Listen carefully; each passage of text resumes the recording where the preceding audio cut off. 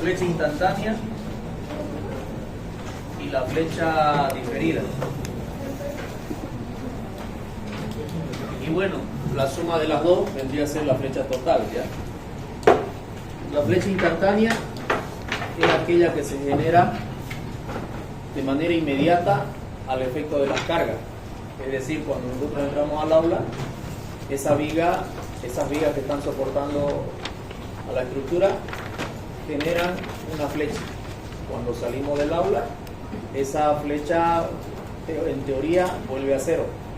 Esa es la instantánea, ¿ya? Esa es la que es debido a las cargas vivas.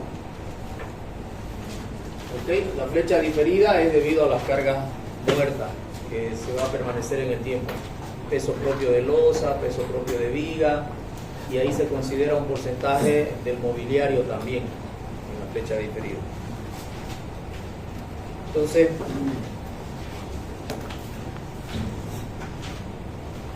tenemos unos parámetros que nos da la normativa para ir regulando esa flecha. Nosotros calculamos con ecuaciones matemáticas una flecha que probablemente va a ocurrir.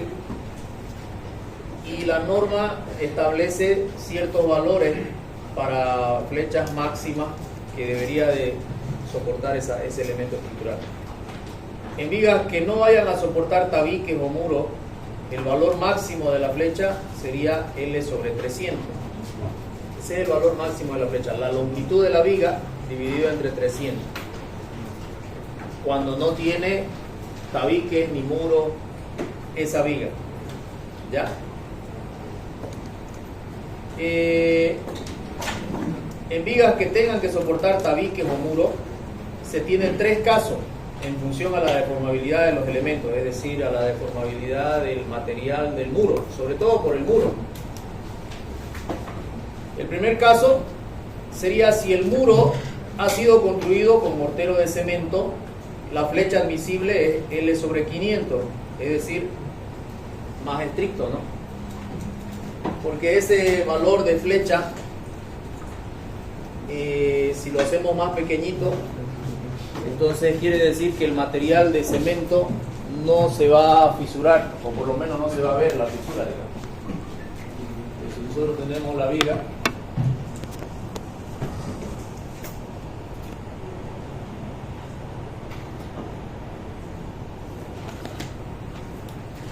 si esa viga no tiene nada, su deformación admisible es L sobre 300. Entonces será una determinada deformación. Tiene que ser menor o igual a L sobre 300. Si no tiene nada. Si tiene un tabique, va a depender del tabique, del material con el que se construye el tabique. Y básicamente, esa deformación admisible es menor, ¿no? Si el tabique es de cemento, es L sobre 500, es un valor muy pequeño. Si el muro se construye con mortero de cal, sería L sobre 400, y si ha sido construido con mortero de estuco o de yeso, L sobre 300. ¿Eso qué significa? Que el yeso permite mayor deformabilidad antes de fisurarse, ¿ya? Entonces el material se comporta mejor al tema de la fisuración. Cuando hay esta deformación, las fisuras están aquí, en el muro, y normalmente en el centro, en la parte central. Entonces básicamente bajo ese criterio es que se establece esta recomendación. Esto lo recomienda el Eurocódigo. En estos casos, la flecha que debe considerarse es la producida desde el momento en que se construye el muro o tabique. Por consiguiente, se determina sumando los dos términos siguientes: la flecha diferida provocada por las cargas permanentes y la flecha instantánea provocada por la carga variable. La suma de esas dos debe ser menor a L sobre 300, L sobre 400 o L sobre 500, dependiendo del caso. Básicamente este parámetro es para la flecha total. Ya hemos sumado la flecha diferida y la flecha instantánea. ¿Ok? Entonces, con esa idea, nosotros tenemos estas ecuaciones matemáticas. Cuando la viga no tiene nada, no hay tabique, utilizamos esta expresión. La flecha instantánea, debido a G, a la carga muerta, más la flecha instantánea debido a P, a la carga viva, deberá ser menor o igual a L sobre 300. Donde hay tabique, esta es A sub D, aquí hay un error.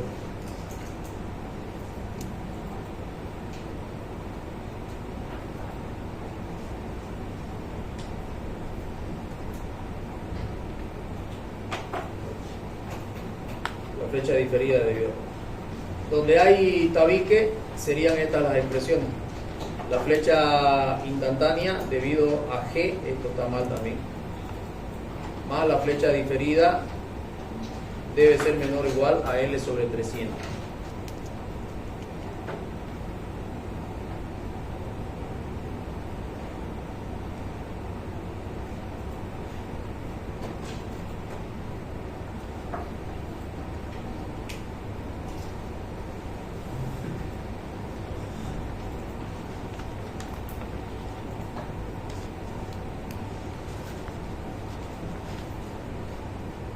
Cuando usamos el mortero de estuco, cuando usamos el mortero de cal sería la flecha instantánea más la flecha diferida menor o igual a L sobre 400. Cuando es de cemento sería L sobre 500. Entonces para una viga de 6 metros, ¿cuánto saldría? L sobre 500. Si nosotros tenemos de 6 metros, aquí digamos, si lo aquí lo podemos meter en centímetros o en metros, el resultado va a salir en lo que coloquemos. Si colocamos 6 metros dividido entre 500, nos va a salir un valor en centímetros, en metros. O también lo puede colocar en centímetros, 600 centímetros dividido entre 500. ¿Cuánto da? 1,2 centímetros. Como colocamos en centímetros, entonces el resultado está en centímetros. Eso sería lo que se acepta como flecha cuando usamos un mortero de cemento para una viga de 6 metros. 1,2 centímetros de flecha total. Por un lado analizamos la flecha instantánea y por otro lado analizamos la flecha diferida debido a las cargas permanentes y cargas vivas y cargas muertas. Sumamos esos dos, comparamos. Si nos da menos a 1.2, estamos dentro. Si nos da más de 1.2, tenemos que hacerle algo a esa viga. Cambiar la sección transversal o hacer alguna corrección, alguna modificación. ¿Ya? O también se puede cambiar el material, la resistencia del material, ¿no?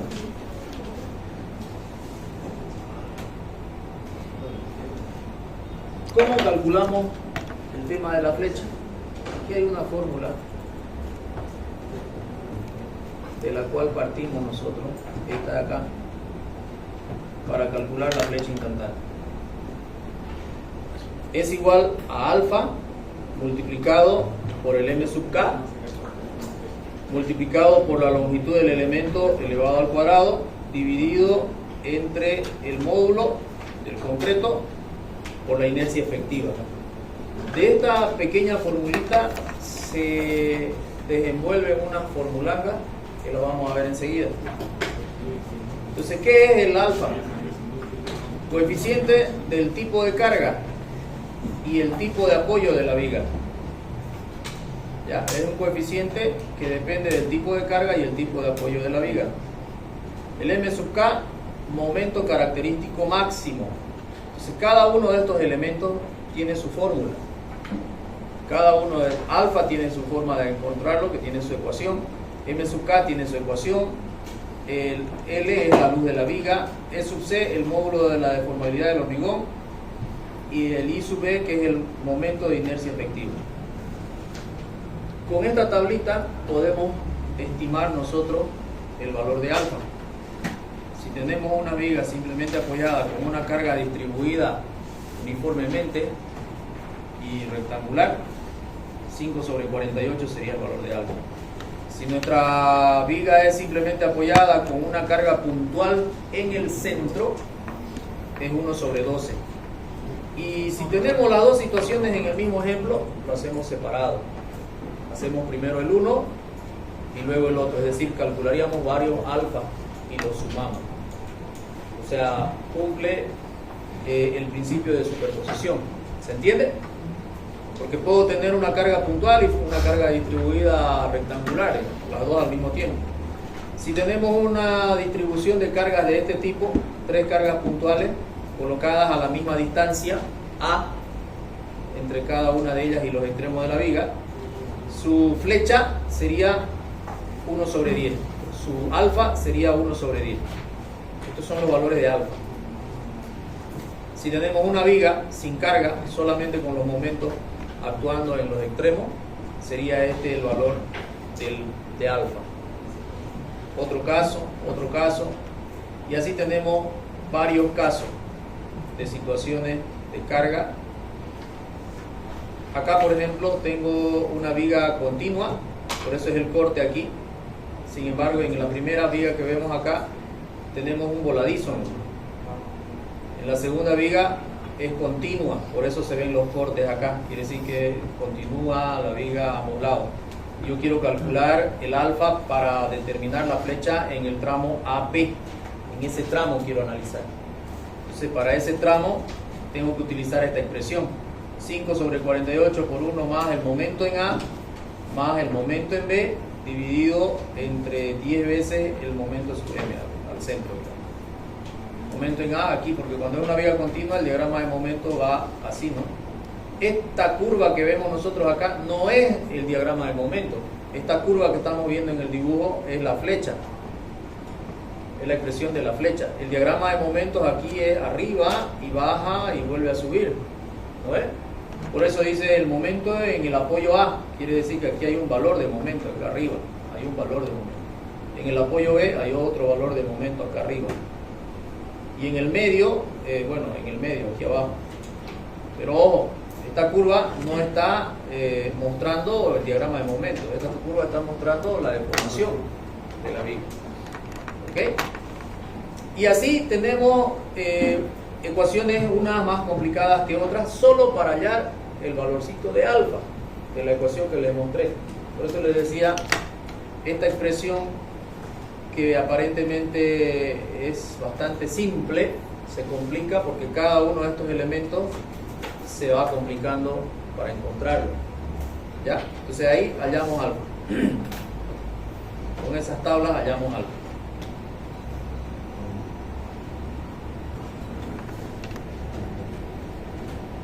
¿Ok? Los otros valores, el valor de M sub K y el I sub E, que son los más complejos, porque el L es dato y el E sub C básicamente también, pero el momento de inercia efectivo lo tenemos con esta ecuación.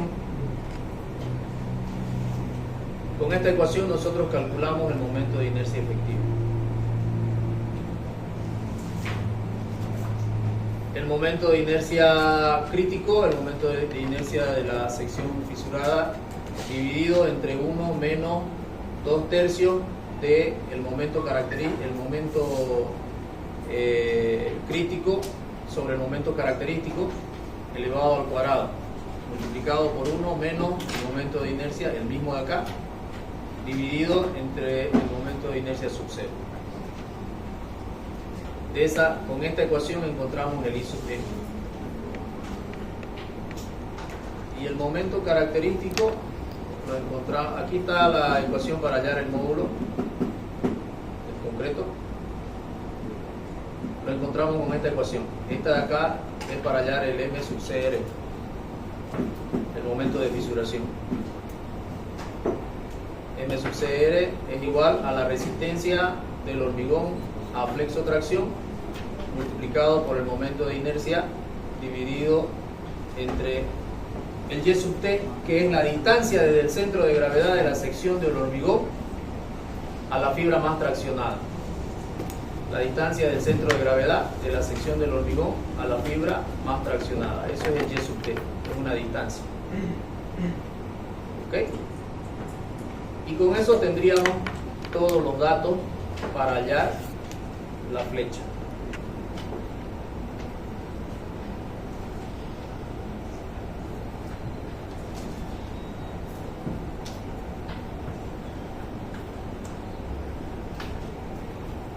Aquí tenemos un pequeño esquema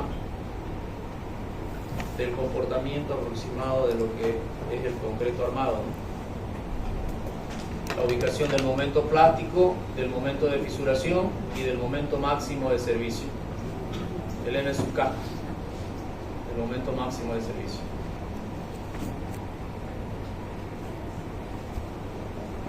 Entonces, básicamente empezamos con esta ecuación. Esta es la ecuación con la que vamos a trabajar y vamos a ir encontrando cada uno de los elementos de ella para poder calcular el valor de la flecha instantánea.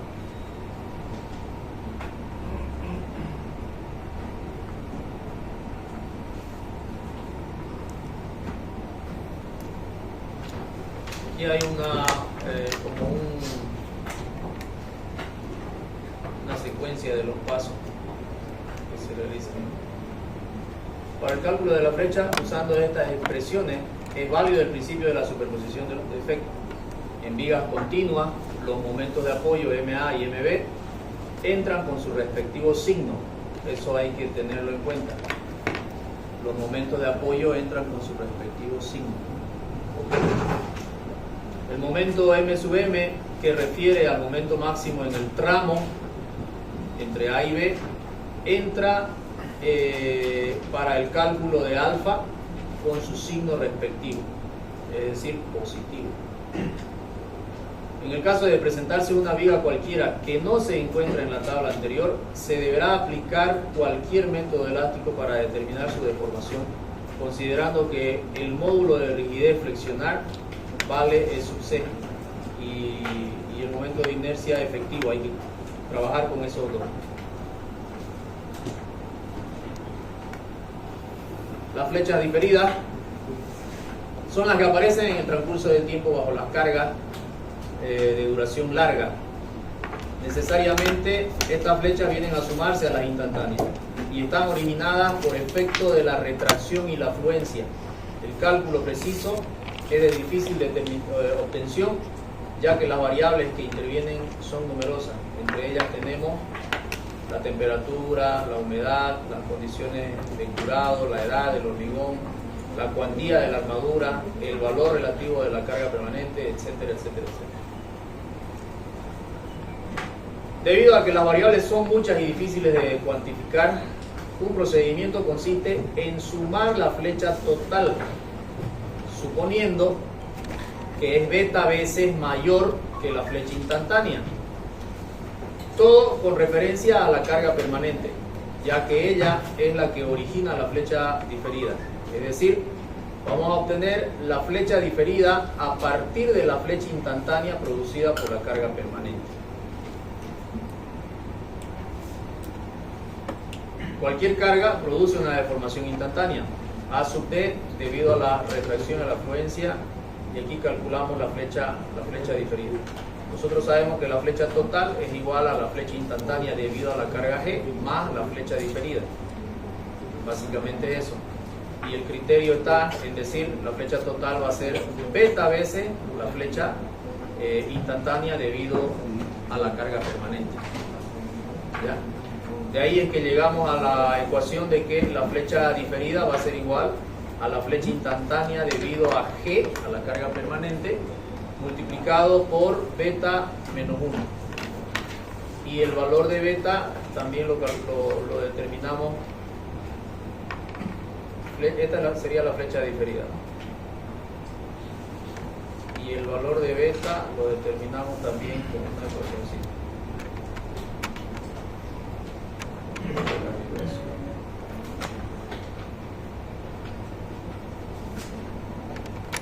Entonces básicamente nosotros partimos de la flecha total, ¿no? De la flecha total, a partir de la flecha instantánea debido a que